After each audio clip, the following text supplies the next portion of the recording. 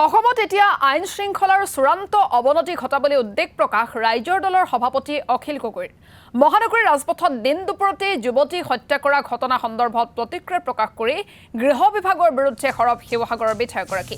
মুখ্যমন্ত্ৰীগৰাকীয়ে অসমৰ ইতিহাসত আটাইতকৈ নিম্নমানৰ গৃহ বিভাগ চলোৱা বুলি কটাক্ষ অখিল গগৈৰ।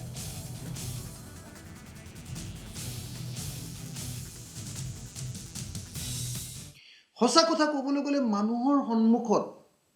মানুহৰ সন্মুখত গুৱাহাটীহেন চিটিত যেতিয়া এজন যুৱকে এগৰাকী মহিলা বা এগৰাকী যুৱতীক এনেকৈ অপেন হত্যা কৰিব পাৰে, তাৰ পাছত অসমত পুলিচ আছে বুলি বা গৃহ বিভাগ আছে বুলি পৃথিৱীৰ কোনো মানুহে বিশ্বাস কৰিব নোৱাৰে। আচলতে এনেকুৱা আইন শৃংখলা বিহীনতাৰ অৱস্থা এটা, আইন শৃংখলা ধ্বংস হৈ যোৱা অৱস্থা এটা কেতিয়াও অসমৰ ইতিহাসত আমি দেখা নাছিলোঁ। অসমৰ ৰাজনৈতিক ইতিহাসৰ আটাইতকৈ বেয়া গৃহ বিভাগ চম্ভালিছে হিমন্ত বিশ্ব শৰ্মাই। ইয়াতকৈ আৰু বেয়া নাই। আচলতে এনেকুৱা হৈছে, আপোনালোকে সকলোৱে জানে যে অসম ভাৰতবৰ্ষৰ ভিতৰত আটাইতকৈ বেছিকৈ মহিলা আৰু শিশুৰ ওপৰত অত্যাচাৰ কৰা ৰাজ্যৰূপে পৰিগণিত হৈছিল। চাৰিওফালে বিজেপি চৰকাৰৰ দিনত আমি মহিলাৰ নিৰ্যাতন আৰু শিশু নিৰ্যাতনৰ ক্ষেত্ৰত নাম্বাৰ 1।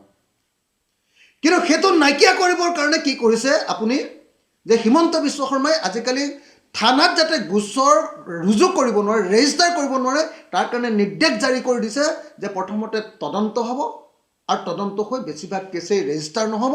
ৰেজিষ্টাৰ নকৰি কি কৰিছে, নেশ্যনেল ক্ৰাইম ব্যুৰ ৰিপৰ্ট NCBত মানে নামটো যেনে তেনে কমাবৰ কাৰণে চেষ্টা কৰিছে। কিন্তু আমি দেখিছোঁ যে প্ৰত্যেক দিনাই মহিলাৰ ওপৰত আক্ৰমণ, প্ৰত্যেক দিনাই মহিলা নিৰাপত্তাহীনতাত ভোগা আমি দেখিছোঁ।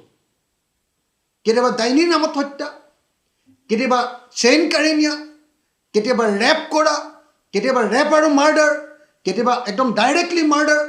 মহিলাৰ ওপৰত যি নিৰ্যাতন, এনেকুৱা নিৰ্যাতন ভাৰতৰ কোনো ৰাজ্যতে, আনকি আটাইতকৈ বেয়া আইন শৃংখলাৰ পৰিস্থিতি বুলি কোৱা UP বা বিহাৰতো এনেকুৱা জংগল ৰাজ কেতিয়াও দেখা নাছিল।